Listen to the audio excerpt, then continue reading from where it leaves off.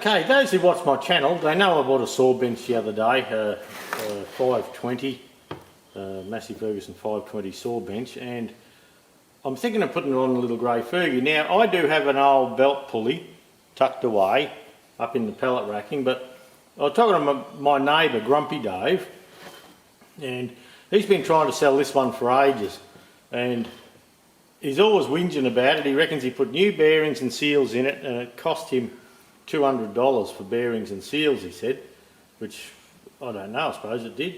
And he's been trying to sell it for $100 to anyone that had listened for months, ages. So the other day I was thinking about it, and I thought, look, if I'm going to run it on a saw bench, I do want one with new bearings and that, and if the bearings are that dear, that expensive, well, I might just buy Grumpy Dave's box here for $100, since he reckons the boxes, the bearings were $200, and we go from there.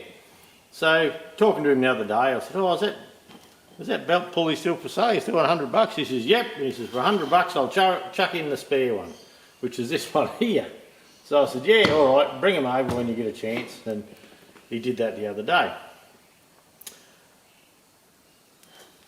He's been my neighbour for since 1998, and he knows how to do jobs. Like, he pulls his own tractors apart and that, and he's had a stroke since, and he's lost a bit of that. But look, I'm a bit fussy, and I'm just not 100% sure of anyone's work, so I like to have a look myself. And there's a couple of telltale signs here that I don't like, and one of them is beads of silicon of ultra blue, if I can just get it. Oh, I can't. You can see it through there. Yeah, the ultra blue silicon, and so obviously he's just banged it together with that on it.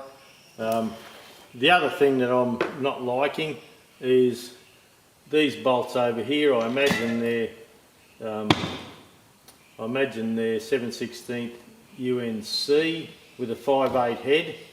Well, here's a metric flange bolt there, and these look to be metric bolts. So if that's the case, and he's run a tap or he's just rattled them in, this housing will be toast. We have another housing, so it doesn't matter which way we go with it. So I think what we'll do to start off, I'll get the pulley out of the way. I've got another one of these pulleys too. I've got a few of these, so this one looks okay. So we'll just rattle that off. Maybe.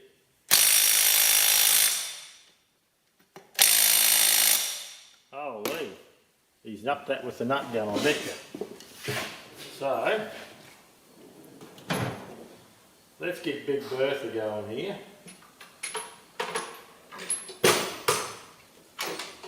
I think that'll be the one. Yep.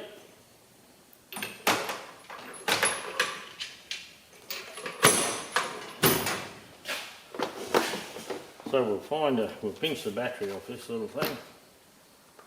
Pop the battery on there, find the appropriate socket, and see if she wants to give it a rattle. No worries at all. Looks to be UNF, that's okay.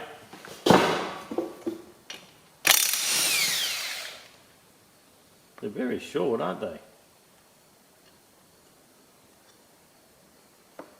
I reckon they might be the bolts that are supposed to go in there. Because you can see they've only been holding on by 1, 2, 3 threads, and they're different lengths.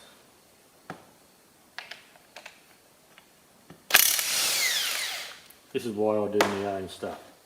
Yeah, 3 short ones, 1 long, and on the other old box over here, if we pull one out where someone's had the pulley off, they should all be long ones. And it looks like a 5/8 head with a wire to hold it on.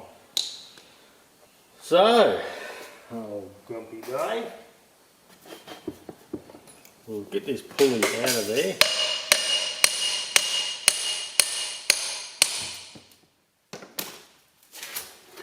Put that on the floor where I can trip over it. And let's have a look. So I suppose we should pop this out. See if there's any oil in it.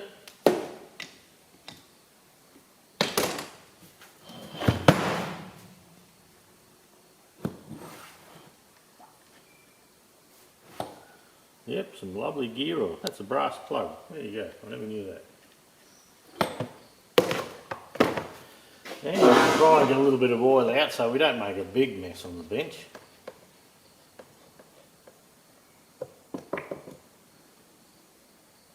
And if you smell it, have a smell. You can smell it's 85 140 GL5.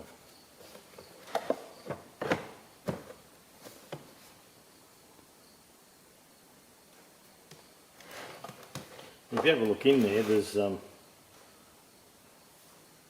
colour coming out with it. You may be able to see the little streaks in the light. Okay, that'll do for the moment.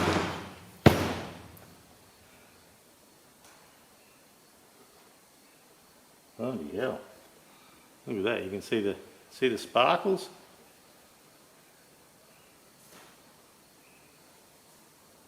Looks like another bargain, Lance. Oh well. You win some, you lose some. Okay, we'll get the little, what have we got here? That'll be probably 17 or something. No, that's loose. Yeah, 11/16.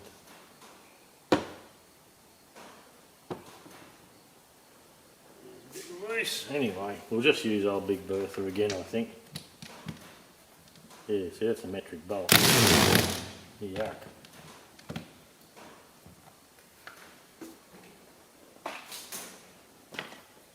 I'm thinking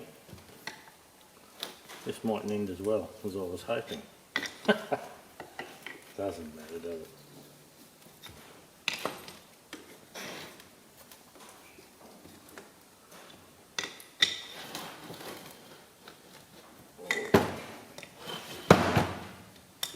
Got my trusty shifting spanner. You blokes hate this. Some of yous do. Oh, I don't know.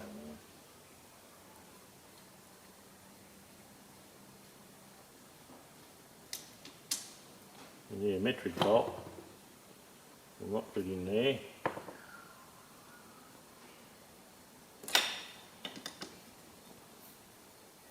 So this housing might be buggered yet.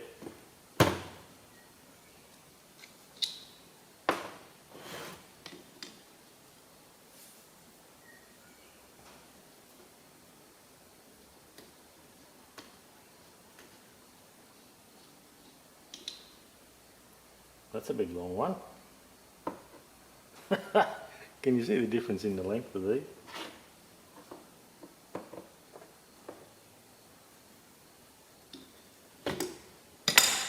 Fully reconditioned.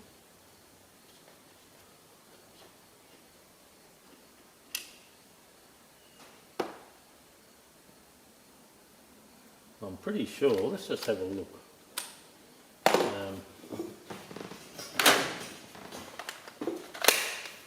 These may be coarse, I don't know. I just like to have a look though.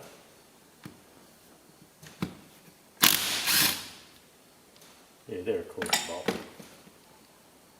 UNC. Looks like 7/16 USC, UNC with a 5/8 head. So I would say a couple of these bolts. That one might have been the right one. So there's probably two correct ones. Anyway. Got to be happy with that. And I'll get my little steel shank screwdriver in.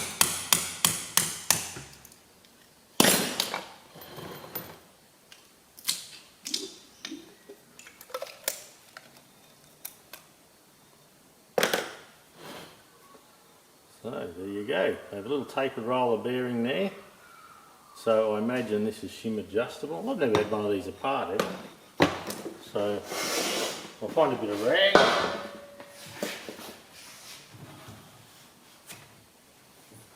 Yeah, most people just buy these and bang them together. Away they go. But look, that bearing does look good.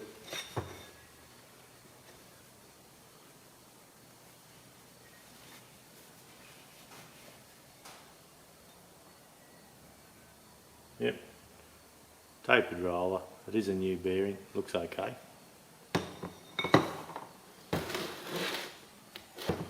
So that's inside. You can see you have the crown wheel, and well, I suppose it would be the pinion because it drives this fella, but anyway, I'm not sure what we should be calling it.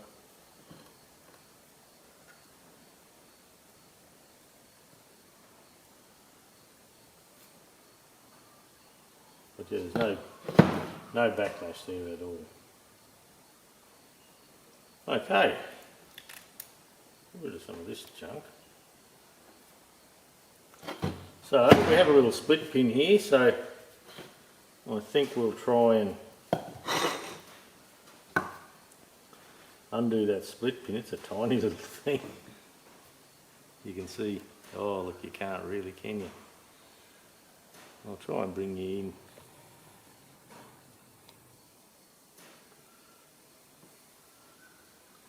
You can just see a little bit of light there.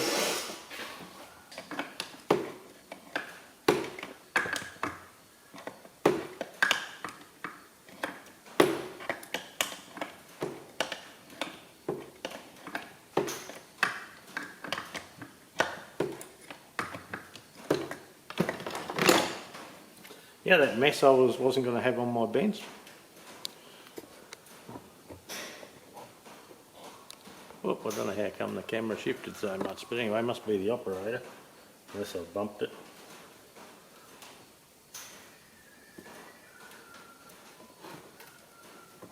Yeah, that thread is tied all the way. Not so bad now. Might be a sign of belt and shift.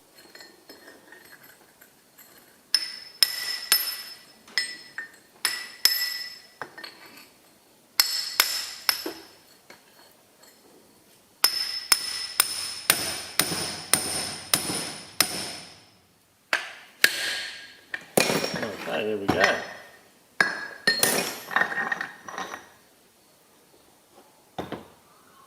Nice big coarse shaft.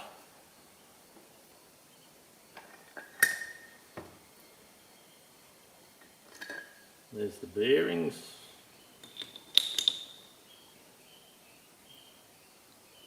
Oh, that bearing's no good anyway.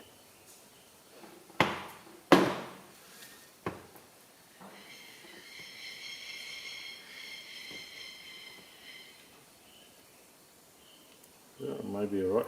I can just see, I don't know whether you can see just on the cage there, that little ding there where he's had a bit of a miss hit.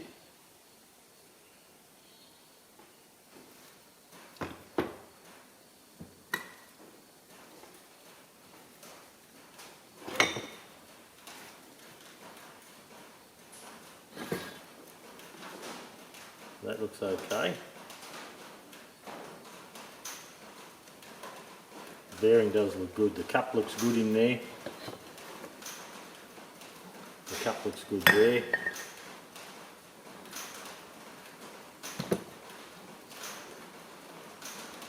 That bearing looks good. There's the garter spring out of the seal.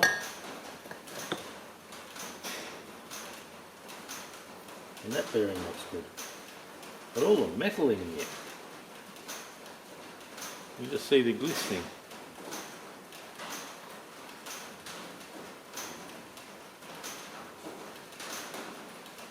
You can see, I don't know if I can show you. Way down in there you can see where he's been banging the bearing out missing. But he's had a dicky arm, so in his defence, he probably had a bugger of a time doing it. And these bolts there, can you see, if you're looking at that one there, you can see the threads rooted.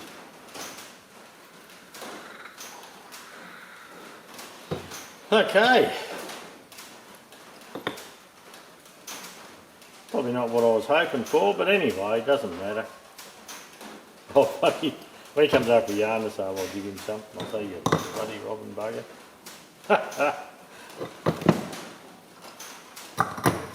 Okay, I wanted to get this bearing out, and it's a new bearing so I do want to keep it. So I've got the bearing separators here. I've got them bolted in tight against the shaft. I've got it in a little press. If it goes out that easy.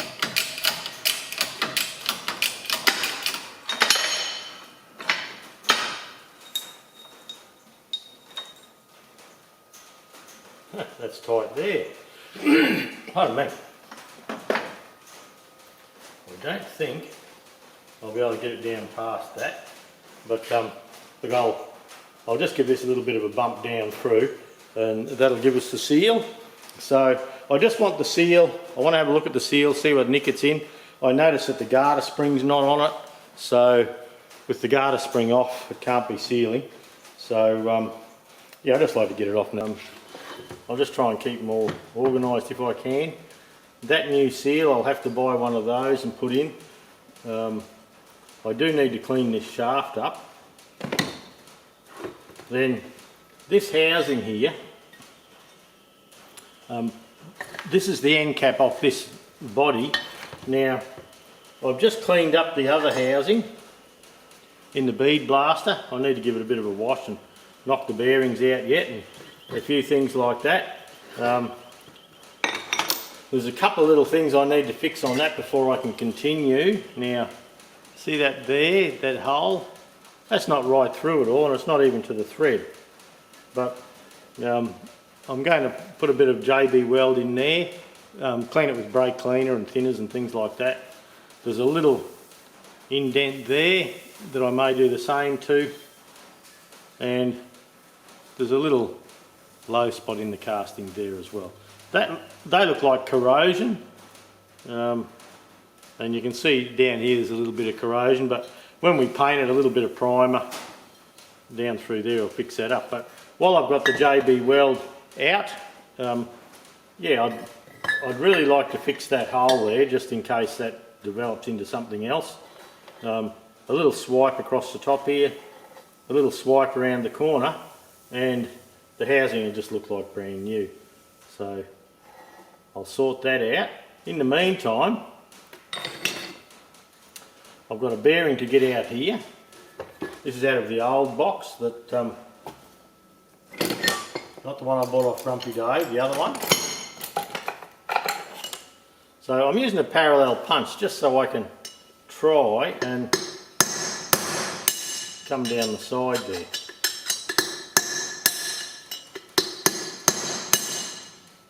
So there's very little lip there, so I'll go over to my set of discs and see if I've got a disc that I can pop in there, and I may be able to push it out with a disc.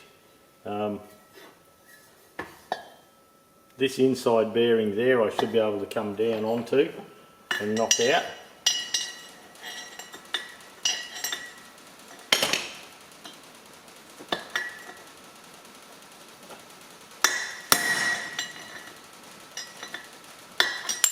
Yeah. I'll get a longer punch and I'll get ready to bump these fellas out, and I do need to get these fellas out without damaging them, so I'll try and get a disc and see if I can do that. Now, because I'm using this housing, I don't want to put this end plate on that housing because I don't know if they were machined in place. You know, this was bolted on, then they came in through and machined this and did a few other things at the same time. I don't know. So the end cap that was on this box I'm going to keep with this box, so I do have to get this bearing out. That won't be such a big deal. Another interesting thing, well, it's interesting to me, is I thought with these bolts here around the crown wheel, I thought they might just be holding the crown wheel on, and once you undone them, the whole crown wheel would slide up over the shaft so I could get in behind the bearing if I needed to knock it out, or even just to get the bearing number. So on the old box, the box he gave me as a spare, I undid the bolts and that's what happens. So you can't get anywhere you've got this little stub, so there's no marks on the stub that says it has to be in a certain alignment or anything, but yeah, that just sits in there. And I suppose when you think about it, you have an 1 1/8" 6-spline spline broached into the housing there. You could do a dead end one, but I think, you know, they would have just pushed the broach right through. So this gear isn't all that good. And so that was interesting. I wasn't expecting that. I reckon I could see a lip here and it was going to come over the top, but that's what you get when you're in an old part and your buddy can't see shit properly. So, alright, I'll tidy the housing up. I'll have a look for the discs and see. I'll talk to my bearing mob and I'll probably put a pair of seals in there, bugger it. That bearing is a Timken 14137A, made in the USA. And I'm going to use the bearings. There's a little dint where they missed putting it in. It mightn't be on this one. There's a little ding on one cage, but look, I'm going to go with it. I think it's okay. It doesn't seem to be affecting the rolls and it's not going close to them or not. So I'm going to use this gear set out of Grumpy Dave's box, the re-raced box, so the bearings on there can stay. I'm going to use the same pinion, keep those gears a matched set, and this is the shaft that was with that box. I am going to tidy this up. I may even take it up to the lathe up in the shop and just spin it and just take the dags and the burrs off. I will polish this here, and the threads to hold the pulley on, they look okay. They look like they're a good thread, so I think we'll run with that.